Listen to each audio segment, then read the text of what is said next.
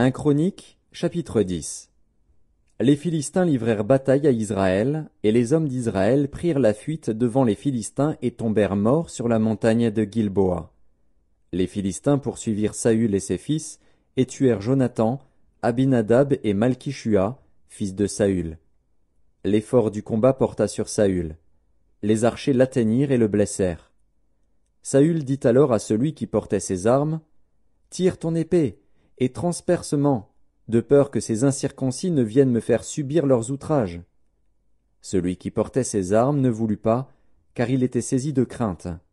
Et Saül prit son épée, et se jeta dessus.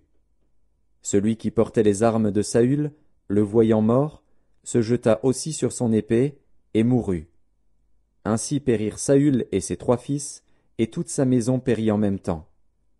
Tous ceux d'Israël qui étaient dans la vallée, ayant vu qu'on avait fui et que Saül et ses fils étaient morts, abandonnèrent leur ville pour prendre aussi la fuite. Et les Philistins allèrent s'y établir. Le lendemain, les Philistins vinrent pour dépouiller les morts, et ils trouvèrent Saül et ses fils tombés sur la montagne de Gilboa.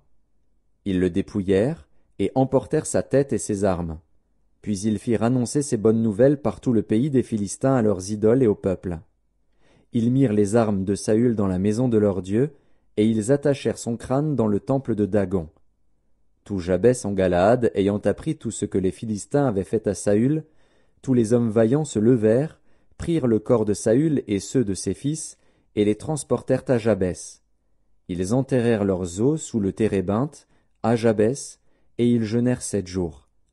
Saül mourut, parce qu'il se rendit coupable d'infidélité envers l'Éternel, dont il n'observa point la parole, et parce qu'il interrogea et consulta ceux qui évoquent les morts.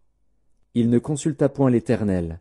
Alors l'Éternel le fit mourir, et transféra la royauté à David, fils d'Isaïe.